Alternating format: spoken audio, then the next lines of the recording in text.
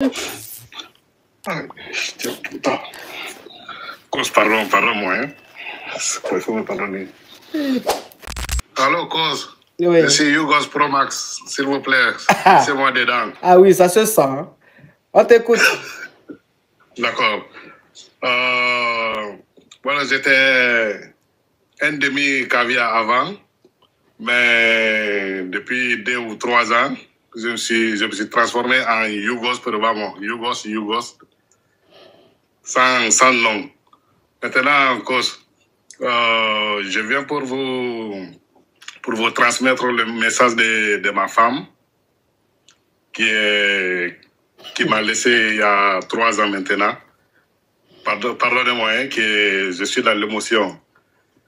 C'est pas qu'elle m'a laissé et puis s'est divorcée de moi partir, mais elle est partie pour toujours. Je sais bien que vous me comprenez ce que je veux dire. Oui, ta femme t'a quitté. Non, elle m'a pas quitté, elle est partie. Aladja. Voilà, effectivement, le mot. Oh, il y a 3 ans. Oui. Il y a 3 ans de cela. Oui. Mais elle suivait elle a commencé à suivre votre émission à travers moi. Oh. Mais elle ne parle pas, comment on appelle, français. C'est espagnol qu'elle parle. Mais elle n'entendait rien de ce que vous dites. Mais seulement votre geste.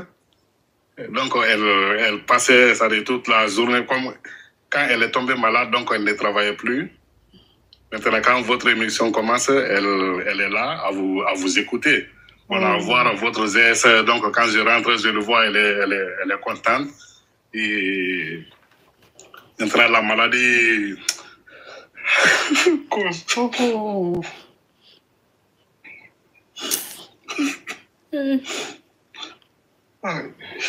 Putain. Cause, pardon-moi. Hein. Il faut me pardonner. Voilà. Maintenant, l'émission là, elle regardait, bon, elle a commencé à regarder à travers moi, puisque moi, chaque fois, moi, j'étais accro à vous. Chaque fois, bon, non, comme tous les jours, non. Chaque fois, votre émission, je l'écoute. Mais, comme elle me voit, chaque fois, c'est-à-dire, je vous suis. Maintenant, elle aussi, elle a commencé à regarder, elle commence à rire, mais elle n'entend rien. Maintenant, moi, je l'explique en espagnol, ce que vous dites, non? Vous voyez, non? Maintenant, elle est tombée malade par, je ne sais pas si je peux dire le nom de la maladie. Oui. Au niveau du poumon. Le cancer. On lui a condamné. Voilà, le cancer. Cancer du poumon, donc on lui a condamné. Et maintenant, donc, chaque fois, moi, quand je viens du travail, je le rencontre là-bas, elle est en train de vous regarder, puisque, bon, moi, quand je suis au travail, je vois que ma carte est en train de sonner. C'est-à-dire, chaque fois qu'il vous envoie les cadeaux, le message, moi, je reçois, je dis, regarde-moi là. La femme, là, elle est en train... Vous voyez, non? Maintenant, voilà, quand je viens, je le vois, puisque la maladie a joué tellement sur elle qu'elle était, finalement, elle était paralysée. Donc, même quand je viens à la maison, donc, je le trouve joyeuse. Et puis, elle me demande, oui, voilà, comme tu es venu là, viens m'expliquer ce que la femme, la cause est en train de dire. Donc, je l'explique le peu de, ce que je peux lui dire en espagnol. Alors, comme ça, jusqu'à ce que la maladie a juste fait elle, bueno, elle était déjà condamnée. Alors, comment on appelle, bueno, elle est partie. Elle est partie. Maintenant, elle a des enfants. Je voudrais vous demander si, bueno, je vais vous faire, comment on appelle, pardon, je suis émotionné. Oui. Je vais vous demander la permission si je peux faire la capture de l'écran pour montrer aux enfants que j'ai transmis le message de la maman. Ok, attends que je... Attends. Faut pas que les enfants... Faut pas que les enfants me voient ému. Faut qu'ils me voient bien. Faut que les enfants me voient bien. D'accord. D'accord, coach.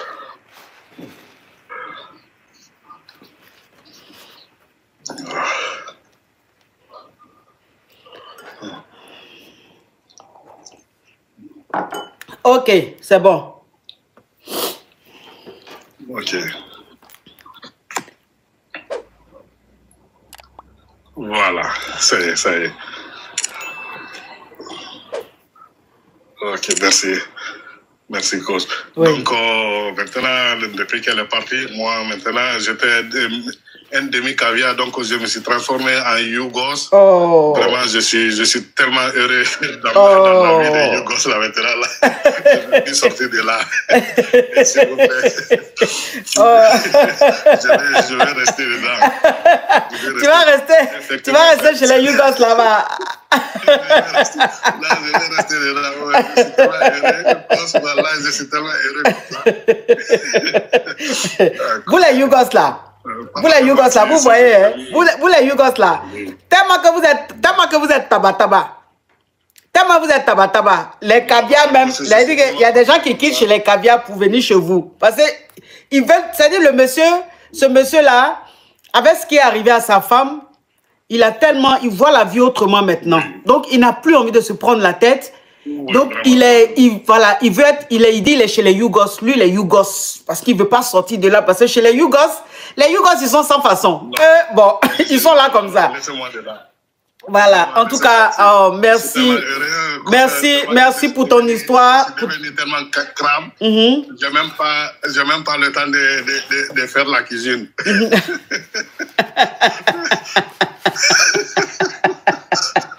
Oh, vraiment. Oh, ça fait plaisir, Et puis, merci pour cette belle histoire. Merci pour ce beau témoignage. Et de là où est ta femme, elle peut être fière de toi. Tu es un bon mari, tu as été un bon mari, tu es un bon père. Que son âme repose en paix, que Dieu l'assiste auprès de lui. Et puis, courage à toi. Et de toute façon, tu n'es pas seul. Tu es avec nous, c'est la famille. Oui, bien sûr. C'est maintenant là que je me suis transformé en Yougos, mais j'ai été un bon mari. Oh, mais ça se voit que tu as été un bon mari, ça se voit que tu es un très bon père. Merci. J'ai été toujours là depuis, non, vraiment, et on faisait tout ensemble, un bon matin comme ça, brown. La vie qu'elle a là. Elle ne s'est plus levée. Elle ne s'est plus levée.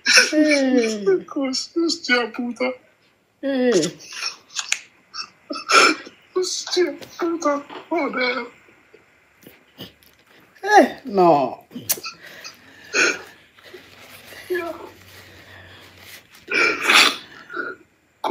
Merci beaucoup.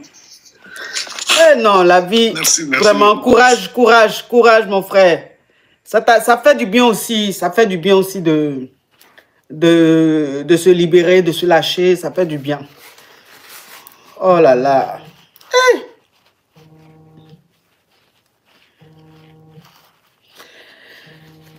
La vie, hein. La maladie, c'est l'ennemi de l'homme, quoi.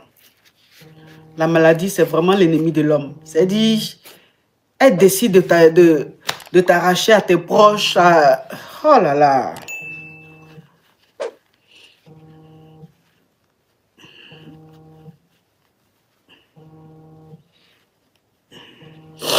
Oh, la vie là.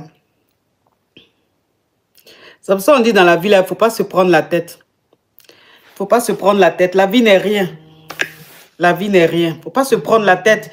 Il faut voir la vie. Il faut prendre la vie du bon côté. Il faut être positif. Il ne faut pas haïr ton prochain pour rien. Il ne faut pas être dans la méchanceté. Parce que la vie n'est rien. La vie n'est rien. La vie n'est rien. Regardez. Écoute, quand tu écoutes une histoire pareille, tu te dis, mais attends, tu as passé ta vie, c'est-à-dire que tu as la chance de vivre. Tu passes toute ta vie à haïr ton prochain, à être dans la méchanceté, à faire des coups bas, à faire du mal à ton prochain. Pourtant, la vie n'est rien. Tu ne vas pas rester éternellement, quoi. Tu vas partir. Donc, le temps que Dieu te donne là, le souffle que Dieu te donne là, vaut mieux prendre ça pour faire des choses positives. Hein? Respecter ton prochain, ne pas faire du mal à ton prochain, rester positif, laisser une bonne trace. Je ne sais pas. Hein? Faire des choses, on ne peut pas être parfait, mais essayer d'être quand même un peu parfait, quoi. Mais quand je vois des gens qui passent leur temps à être méchants, à faire de la méchanceté, à être méchants, à faire du mal à leur prochain, à vouloir nuire à leur prochain. Tu te dis, mais c'est pourquoi tout ça, quoi? C'est pourquoi? La vie n'est rien. C'est pour ça que moi, je ne me prends pas la tête. Moi, tout ce qui est négatif, j'éloigne ça de moi. Moi, tu me fréquentes, à partir du moment où je sens que tu es négatif, je t'évite, je te fuis. Je te fréquente quand tu es toxique, même s'il faut que je donne tout ce que j'ai pour garder ma paix intérieure, je donne et puis je t'évite au maximum parce que je n'ai pas envie de me prendre la tête, je n'ai pas envie Parce que la vie n'est rien, la vie n'est rien. Mais le jour où Dieu va m'appeler, les gens seront sérieusement tristes. Sérieusement tristes. Franchement, parce que je fais du bien. Sérieusement. Il y a une caviar qui était qui était avec son mari, hein, et son mari a eu à la tromper, mais une infidélité un peu bizarre. C'est-à-dire que son mari l'a trompée avec une proche à elle, mais une proche qu'elle aimait tellement, qu'elle prenait comme sa soeur et tout. Et son mari l'a trompée avec cette nana-là, et il a décidé de la quitter pour rester avec cette nana-là. Et cette caviar-là, elle a le choc. En fait, le choc, quand elle a appris, elle a eu le choc et elle a fait un AVC sur place. C'est-à-dire le choc, quand elle a appris, elle n'a pas supporté. En même temps, elle a fait un AVC. Et donc, heureusement qu'elle était avec des gens. Tout de suite, tu as appelé les urgences. Les urgences, ils sont venus la prendre, ils ont fait tout ce qu'ils devaient faire. Dieu merci, elle n'a pas été trop affectée par ce choc-là, mais elle est restée à l'hôpital pendant quand même beaucoup de semaines parce qu'elle avait un côté quand même... Attends, toi tu rigoles là, attends, j'ai bloqué ça. Je ne sais pas si tu confonds rire avec pleurs. Attends. Donc, elle dit qu'elle s'est retrouvée à l'hôpital, tout le temps qu'elle a passé à l'hôpital, elle était toujours sur mes lives. Elle ne ratait aucun live. Elle dit, elle finirait le live. Quand le live finit là, elle va regarder la rediffusion. Donc, elle passait tout son temps à suivre les lives. Rediffusion, live, rediffusion. Et elle s'est dit, mais, elle dit, je me suis dit, coach, donc j'ai failli déjà comme ça pour un homme. J'ai failli déjà comme ça pour un homme. Quand j'écoute tes émissions, la bonne énergie, les gens qui appellent, comment on rigole, comment... Je me suis dit, j'allais passer à côté de ça, quoi. J'allais passer à côté de ça. Et quand elle est sortie de l'hôpital, elle dit, plus jamais, je vais prendre à cœur ce qui se passe. Je prends la vie autrement. C'est-à-dire que où je suis là, je prends la vie, même dans les problèmes, je mets les problèmes de côté. Je ne me prends plus la tête.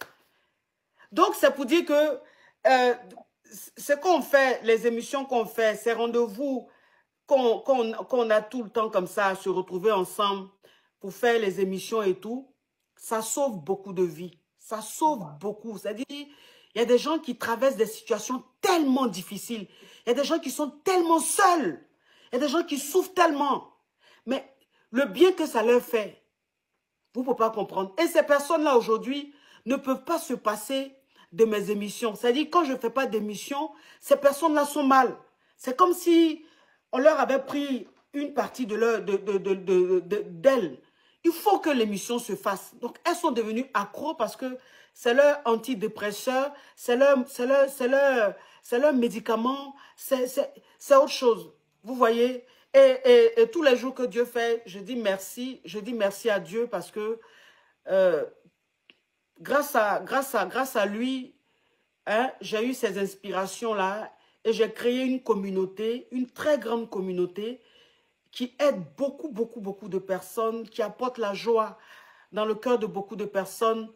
Ça, tous les jours que je me réveille, je suis fière de moi-même. Parce que je me dis, c'est que je suis en train de faire dans ce monde-là. La joie que j'apporte, la paix, cette positivité que je donne, cette énergie positive que je partage dans ce monde-là, je pense que je n'ai pas besoin de prendre une Bible tous les jours pour aller prêcher. ce que je fais là, c'est un travail de Dieu, c'est une mission de Dieu. Il n'y a rien à faire parce que j'apporte la joie et je guéris des gens. Vous comprenez? Et ça, franchement, je me dis, je suis utile sur cette terre. Je suis utile sur cette terre. C'est-à-dire, c'est pour ça que quand les gens m'attaquent, ça n'arrive pas à m'atteindre. Parce qu'il y a une lumière, il y a une bonne énergie, il y a tellement de prières, il y a tellement de bénédictions autour de ma personne que quand le mal arrive, j'amortis ce mal-là. Parce qu'il y a trop de doigts. C'est-à-dire, les gens prient trop pour moi, les gens sont contents. Quand je sors, que je voyage ou même que je suis quelque part, quand les gens me reconnaissent, tout de suite, ils commencent à rire. Quand on dit mon nom quelque part, les gens rigolent. Le premier réflexe que les gens ont quand ils me voient dehors, ou bien qu'ils entendent mon nom, ils rigolent. C'est la joie. Et ça, c'est bon signe. C'est-à-dire qu'on entend mon nom, on n'est pas fâché. On rigole tout de suite parce qu'on se dit, oh, celle avec elle, on rit tout le temps. Attends.